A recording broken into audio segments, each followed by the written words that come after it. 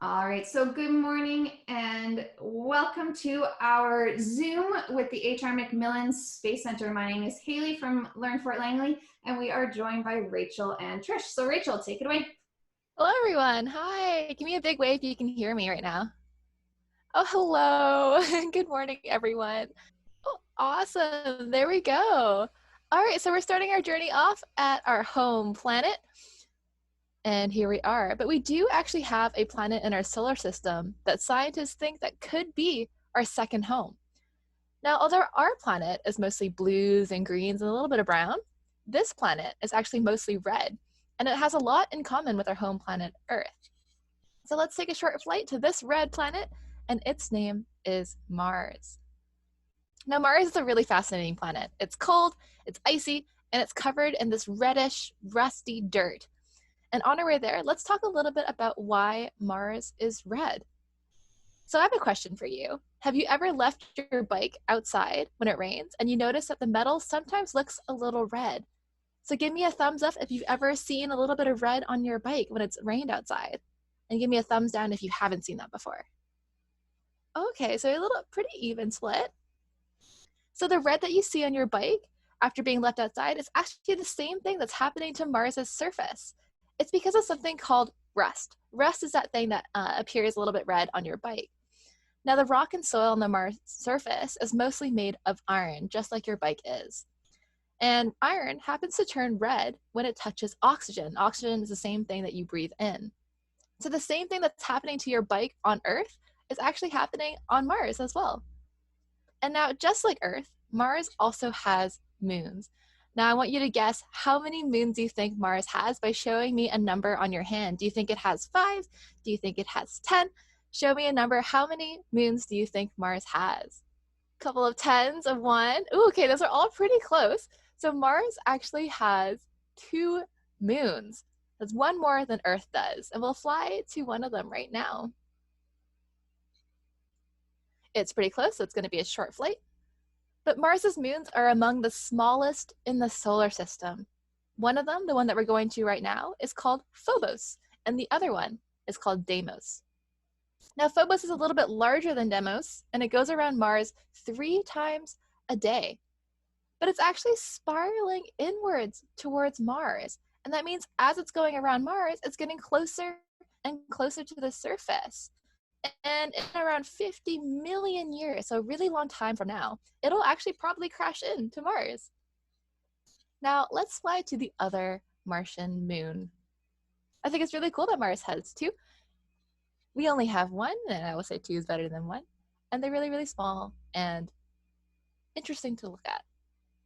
Now we're flying to Deimos, so it's a little bit smaller than Phobos, the moon that we just visited, and it also travels a little slower.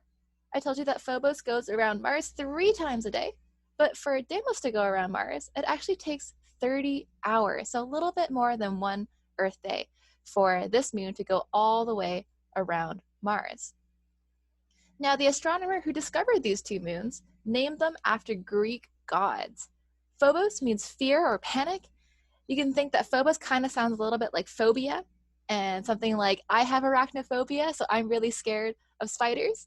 So phobia means like a fear of something. And Demos in Greek also means flight. Now, let's take a look at the surface of Mars. Now, I want to know, has anyone ever been to the Grand Canyon? If you've ever been to the Grand Canyon, I want you to pat your head. And if you haven't been to the Grand Canyon, rub your tummy for me. Okay, lots of no's. Maybe some yeses. Okay, well, we can virtually go to something a lot like the Grand Canyon.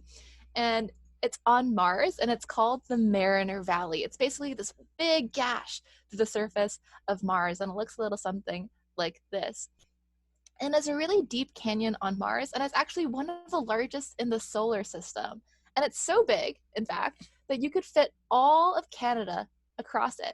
It is huge, and I think it would be spectacular to look at on Mars. And there's another surface feature on Mars that's really similar to Earth, and it happens to look like a really, really big pimple.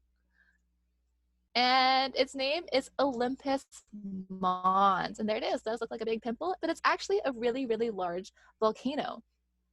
And it's so big, in fact, that it's almost 3 times as tall as Mount Everest. Mount Everest is this huge, massive mountain on the surface of Earth, and this is 3 times its size, which is really cool. It actually happens to be also the tallest mountain on a planet in our solar system. So Mars holds a lot of records for really cool objects that we want to take a look at.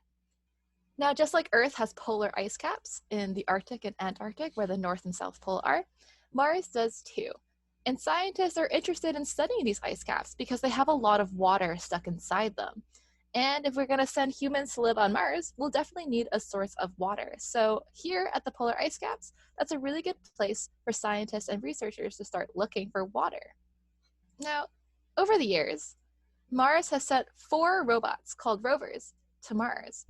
Their names are Pathfinder, Spirit, and Opportunity, and Curiosity. And you can see where these robots have landed with these small little markers that I have right here, these little triangles, showing where these robots have landed on another planet in our solar system.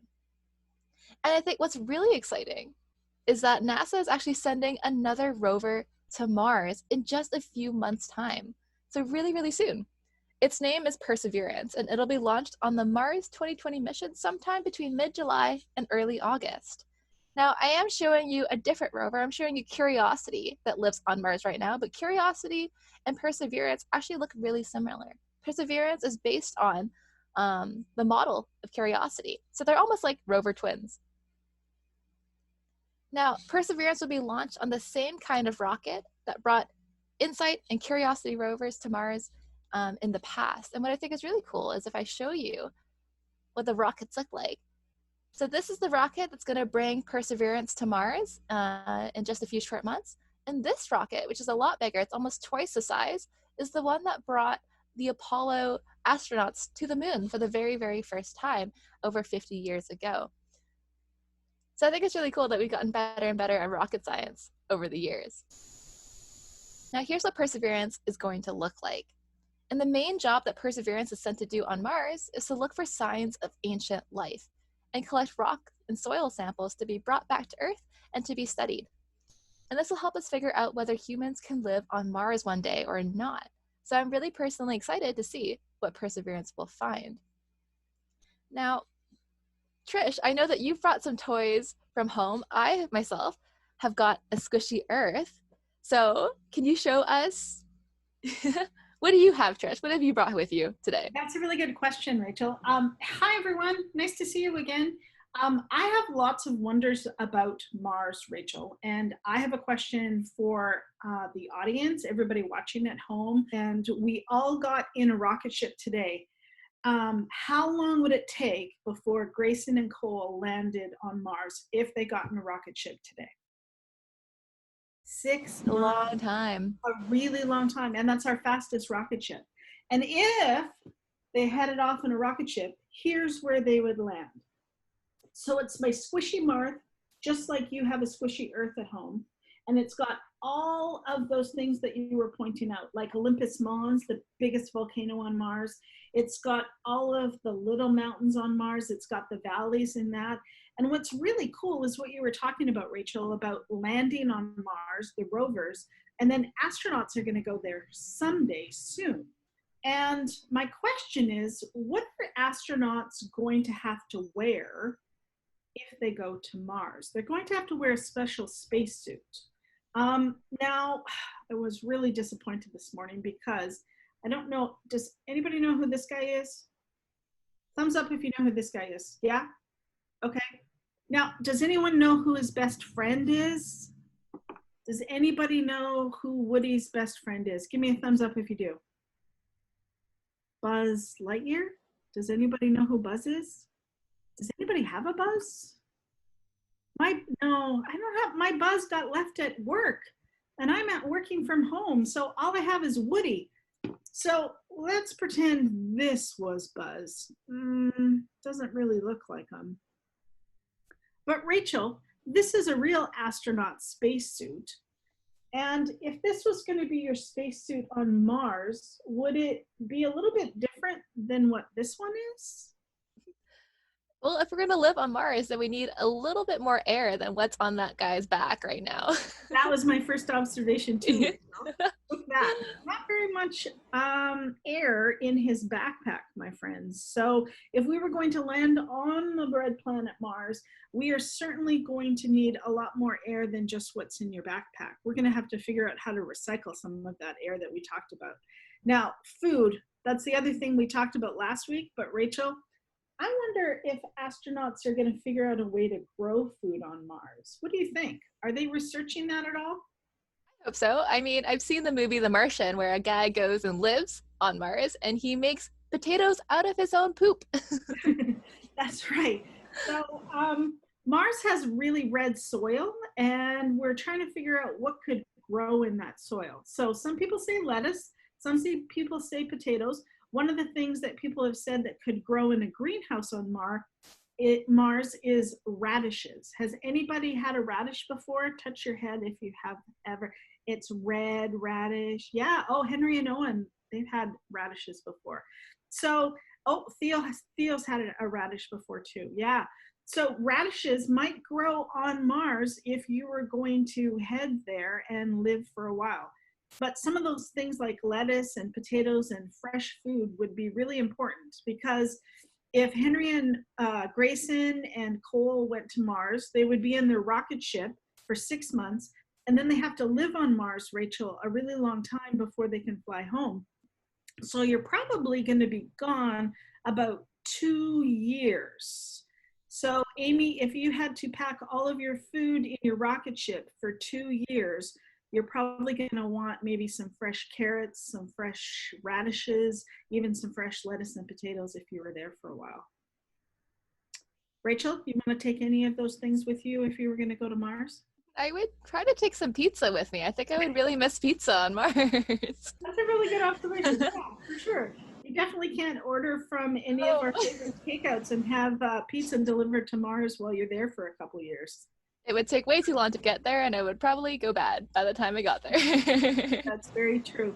So I wonder if any of our friends have any questions or wonders about Mars or some of the other planets. I also have my little moon here. Let me hold that up. And my first observation, Rachel, was that the moon has a lot of craters, and those are from things hitting the moon. But Mars doesn't necessarily have craters, but it has lots of different holes and valleys like you talked about. So I wonder if some of our friends have wonders about that. So there's Haley now. Oh, Haley has Well, while you were talking, I knew we had a Buzz Lightyear somewhere. So we have a squishy Buzz Lightyear with a weird looking face. But I have Buzz, you have Woody, and you have the Earth. So we're basically all set. So boys and girls, if anyone has a question about something that Rachel or Trish shared, you can put up your hand and we will call on you. Natalia and Sasha, you guys always have such wonderful wonders. What is your question? Why would you have to go to the Mars for 2 years? Or That's a really good question, Natalia, because Mars is a really long way away. And we only ever go to Mars when it's the closest to the Earth. And when it's the closest to the Earth, it still takes 6 months to get there in a rocket ship. So we take 6 months to fly to Mars, and then we have to wait until Mars and Earth become close again, and then we come back. And that means it takes about 1.5 years to do that. We have to wait till Mars comes around in its orbit, and then the Earth is closest neighbor. Good question, Natalia. Sasha, you have a question? I see your hand up, my friend. you said, why is there rovers on Mars? Oh, Rachel. Oh, that's a great question. So because traveling to Mars is kind of dangerous, you know, you're leaving your whole world behind, you're leaving your home behind, and you can only take what you can bring. So we send rovers first because practice makes perfect before we send a human, because we want to make sure that we know what kind of things we're going to find there. Are we going to find aliens? We got to be ready for that. We need to make sure that the environment there, it's not too harsh for a human. So we send rovers first to kind of do a little bit of scouting ahead before we send humans after. So Rachel, one of the things I like to remind kids of what a rover is it's kind of like a remote control car that we're driving here from Earth. So sometimes rovers can drive over hills and we control it here on Earth to take lots of pictures for us. Hannah, what's your question? How long does it take from Earth to Mars? Good question, Hannah. So if you were going to get in a rocket ship today, it would take 6 whole months before you got to land on Mars. So I don't know if anybody's ever gotten in a plane to go visit maybe Toronto. That's about 6 hours in a plane. Or if you were lucky enough and you ever got in a plane and went to Disneyland, that's about 3 hours in a plane. But could you imagine 6 hours? That's a really long ride. Can you imagine being on a car ride with your parents for 6 months, never stopping, never going through a drive-through, never pulling over to play in a park? That's a really long time, Hannah. Good question. So Riley wants to know if there or how much gravity is on Mars. Oh, Rachel's got a good answer for that. So it's less than what we have on Earth. On Earth, we have around an acceleration of around 10. So that the gravity is what keeps your butts in your seats. And if you imagine on Mars, it's only around 3. So it's way, way less than what we have here on Earth. It's around a third of the gravity that we feel here on Earth. So that force that you feel that keeps your butts in your seats would only be a third of that. So it's very, very light. So Rachel, one of the things I like to share with people about Mars and gravity is, what if you really like to ride your bike, like a mountain bike here on Earth, and you go over a nice jump and you kind of go boom, and you get a little bit of air on your mountain bike and you go, whoa, that was a really cool jump. But if you were on Mars and you went over a jump, you would fly a lot higher than if you were just going over a jump here on Earth. So it would be pretty good for riding your bike or riding a mountain bike on Mars. I think it'd be really fun to play baseball too, because the baseball would go really far. Or imagine kicking a soccer ball on Mars. How far would the soccer ball go? So Lacey, what's your question, kiddo? If you can grow vegetables in space, can you also grow fruit?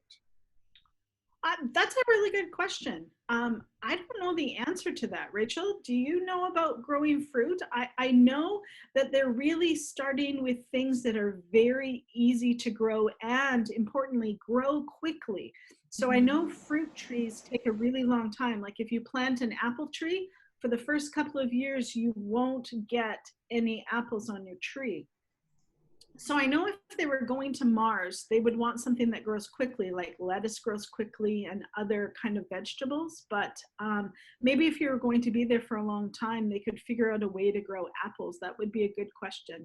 Oh, that'd be really cool. I know that they grew a flower on the ISS, the International Space Station. So maybe they could transition to fruits soon. I think it's tricky right now, but I think that's part of science that they need to experiment with. So good question. Awesome. So I'm going to ask Stella in 1 sec. You can think of your question, but there's a question in the comments from Joshua about the gravity thing. So he's wondering, how does the gravity on Mars compare with the gravity on the moon? Oh, so it's even less than that. So he said that the gravity was like around 10 here on Earth, and then on Mars, it's around 3. Well, on the moon, it's around 1. So if you were to jump on Earth, you would only go a little bit high, and then on Mars you would jump even higher, and on the moon even higher than that. Awesome, thank you. Stella, what's your question? You were saying like how the rovers were on Mars and they were trying to get dirt to see if they could grow things. Would they bring the soil back to Earth, or would they just signal to the people on Earth? Oh, Stella, that's a great question. So they actually do kind of a mixture of both. So with the rover that's going to Mars soon, they're hoping that Perseverance, that rover, can bring back some physical samples, so bring back some actual Martian rocks and soil back to Earth so we can look at it in the lab. But we also have rovers like Curiosity that do the same kind of thing that Eve does. So I think if I remember correctly, in the movie, Eve kind of like has this weird laser that kind of scans over all the trash, looking for signs of life, looking for plants. The same kind of thing happens on rovers that are at Mars right now. They have a big laser, and the laser can shoot and zap a rock, and then from the sample that it zaps, it can actually tell you exactly what's in that rock that it zapped, and then it sends that information back to Earth. So it doesn't actually have to bring the physical rock back to Earth, but we can tell or send information about what's in it and relay that back to Earth instead of bringing the physical samples. But we try to do a mixture of both. Rachel, one of my favorite stories is about the rover on Mars that had a little oven built into the rover. So they would pick up some ice and rock, and the robotic arm would move it over and drop it in the little oven, like an easy bake oven on Mars. And then they would turn the oven on and then heat up the rock and the ice and see what melted. That was one of my favorite stories. Henry, what is your question, bud? How do people go to the bathroom? How do people go to the bathroom when they're on the spaceship? Like, do they have a bathroom in the spaceship, or how do they go to the bathroom there? That's a really good question, Henry, because if you're on a rocket ship for 6 months, you're definitely going to have to go to the bathroom.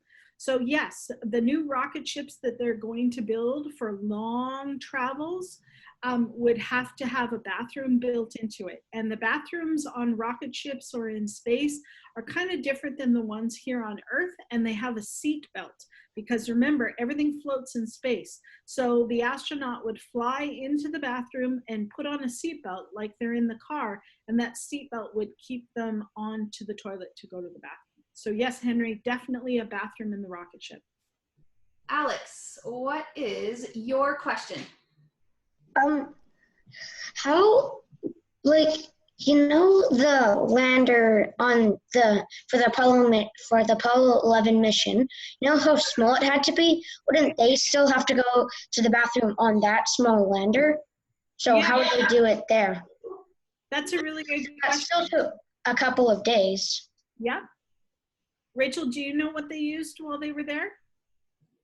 Ooh, I want to say they used diapers at some point. Yeah. That's actually what they did do. So you're right.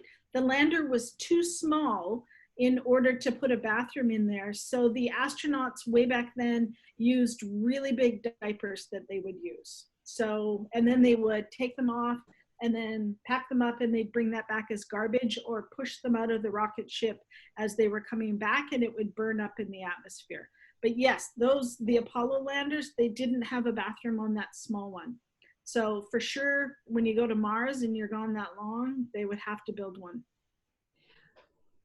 Awesome. So Trish and Rachel, I wonder before we wrap up today, if you could tell us a little bit about how the boys and girls can connect with learning more about space while they are still at home right now.